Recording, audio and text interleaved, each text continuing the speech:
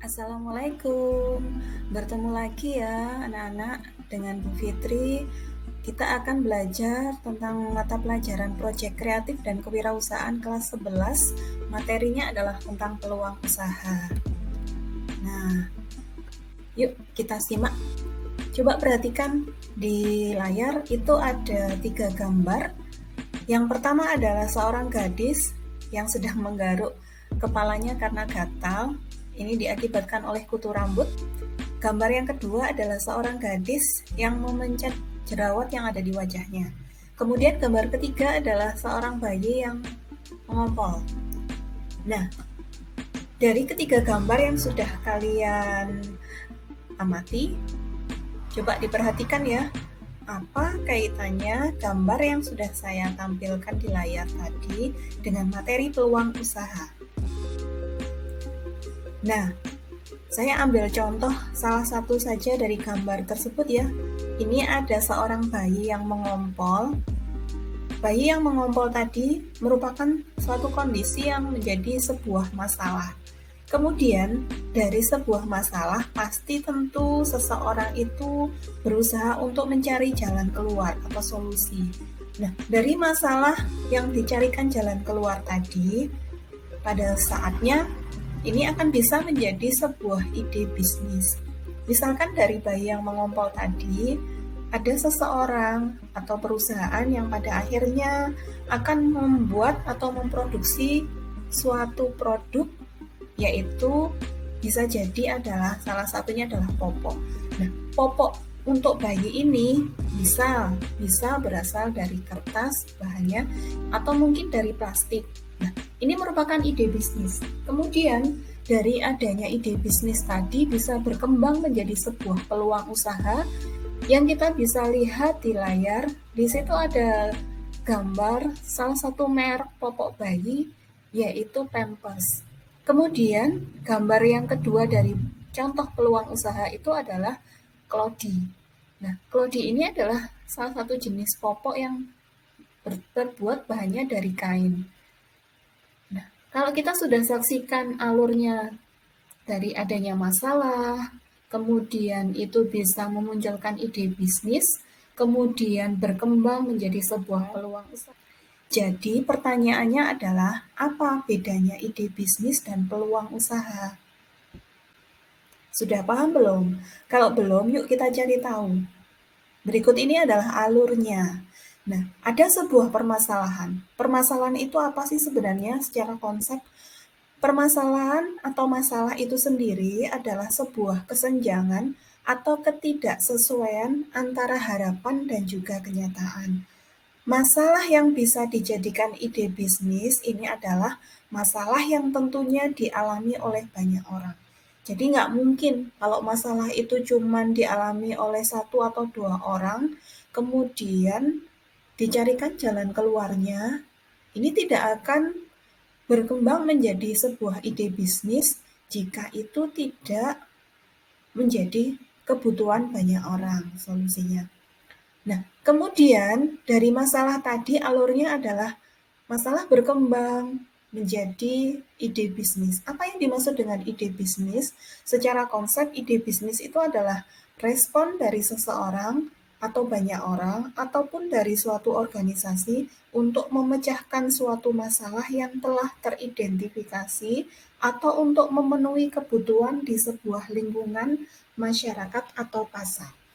Ide bisnis ini juga bisa diartikan sebagai sebuah gambaran berupa gagasan yang memang nanti untuk mewujudkan sesuatu. Nah, kemudian dari ide bisnis yang dimiliki oleh seseorang atau bahkan suatu organisasi, nanti jika dieksekusi akan menjadi yang namanya peluang usaha, seperti bahasan materi yang kita pelajari hari ini. Nah, apa sih yang dimaksud dengan peluang usaha? Peluang usaha itu dari kata peluang dan juga usaha. Peluang adalah kesempatan, sedangkan usaha adalah upaya mencapai tujuan. Jadi kalau diartikan secara konsep lebih panjang, Peluang usaha itu adalah suatu kesempatan yang dimiliki seseorang untuk mencapai tujuan dengan menggunakan sumber daya yang dimiliki.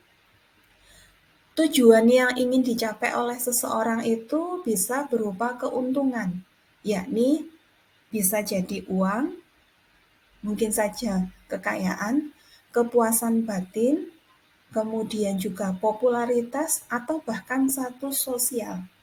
Nah, ini tujuan yang mungkin diharapkan dari adanya eksekusi terhadap peluang usaha. Nah, sumber daya apa saja yang dibutuhkan atau yang harus dimiliki agar seseorang tadi bisa menggunakan kesempatan yang ada untuk mencapai tujuan-tujuan yang kalau kita bicarakan hari ini adalah tujuan usaha. Sumber daya tersebut bisa berupa uang atau modal. Kemudian, sumber daya yang lain bisa berupa pengetahuan yang dimiliki. Kemudian skill atau keterampilan, relasi yang luas atau networking, atau bahkan pengalaman. Misalkan ini pengalaman kerja. Jadi ini bisa menjadi sumber daya yang memang bisa digunakan oleh seseorang untuk memanfaatkan adanya peluang usaha. Nah, pertanyaannya sekarang adalah bagaimana kita bisa mengetahui sebuah peluang usaha itu menguntungkan atau tidak. Di sini kita akan mengidentifikasi besar kecilnya peluang usaha. Yang pertama adalah kita sebaiknya mengetahui akan kebutuhan atau permintaan masyarakat terhadap suatu produk. Kira-kira di masyarakat itu butuh atau tidak terhadap produk yang nanti kita akan produksi atau kita jual. Nah, itu pertanyaan penting yang memang harus bisa dijawab. Kemudian yang kedua adalah frekuensi kebutuhan. Masyarakat ini memiliki frekuensi atau kecenderungan selalukah, seringkah, jarangkah, atau bahkan tidak pernah akan kebutuhan tersebut. Misalkan contohnya masyarakat memiliki kebutuhan selalu yaitu terhadap kebutuhan sembako, 9 bahan pokok. Sedangkan misalkan masyarakat ini memiliki kebutuhan yang jarang, misalkan untuk pembelian sebuah mobil. Nah, ini harus kita analisa frekuensi kebutuhan masyarakat itu seperti apa. Seperti hanya saat ini, contohnya adalah salah satu usaha yang menguntungkan adalah usaha di bidang kuliner. Karena apa? Karena frekuensi kebutuhannya itu sering, bahkan selalu. Makanya perputaran modal atau perputaran uang untuk usaha kuliner itu termasuk cepat dibandingkan misalkan kita buka showroom mobil misalkan. Karena kebutuhan masyarakat akan pembelian mobil itu jelas tidak setiap hari untuk tiap orang. Nah, seperti itu ya. Tapi beda lagi dengan kebutuhan akan makanan. Setiap hari kita butuh makan. Minimal kita makan 2 kali sehari. Kemudian, analisa untuk identifikasi peluang usaha. Yang selanjutnya adalah karakteristik konsumen. Karakteristik konsumen ini antara lain adalah berdasarkan usia, jenis kelamin, agama, pendapatan, atau bahkan pekerjaan. Di sini faktornya bisa dikatakan sebagai faktor demografi. Nah, kita bisa tahu untuk usia misalkan 1 sampai 2 tahun kebutuhannya apa? Misalkan kebutuhan akan popok bayi tadi. Kemudian kebutuhan akan susu. Kemudian kebutuhan akan makanan bayi antara usia sampai 1 hingga 2 tahun. Kemudian kebutuhan berdasarkan jenis kelamin. Ada laki-laki dan perempuan. Jelas kebutuhannya ada perbedaan. Contohnya soal pakaian saja. Pakaian laki-laki dan perempuan jelas sudah beda. Kemudian yang keempat adalah daya beli konsumen. Bagaimana daya beli konsumen? Apakah prospekkah produk tersebut konsumen mampu nggak membeli produk yang nanti kita buat atau bahkan kita jual.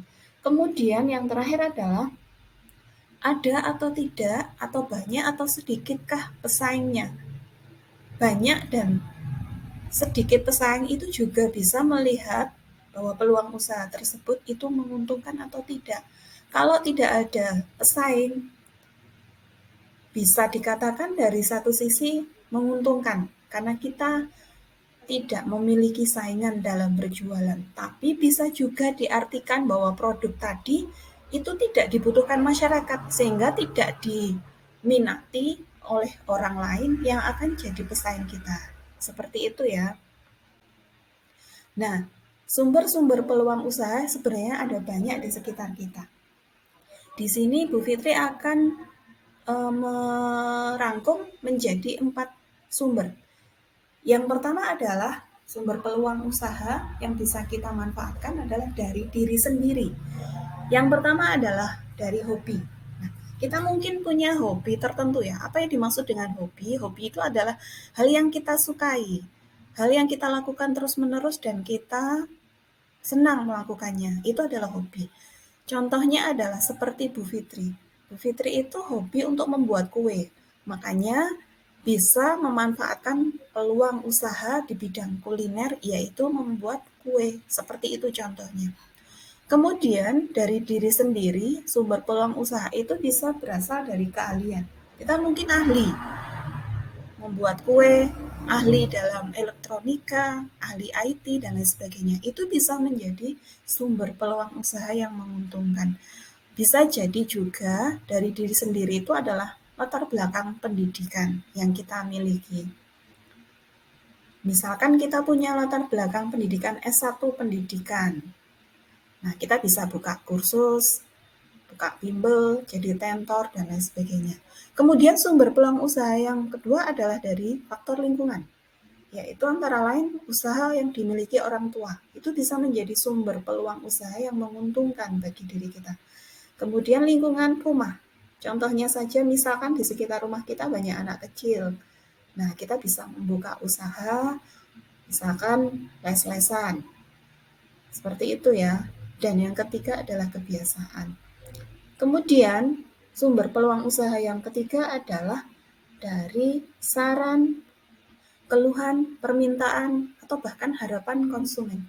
Nah, konsumen ini punya peran yang sangat penting sekali bagi seorang wirausaha. Kenapa?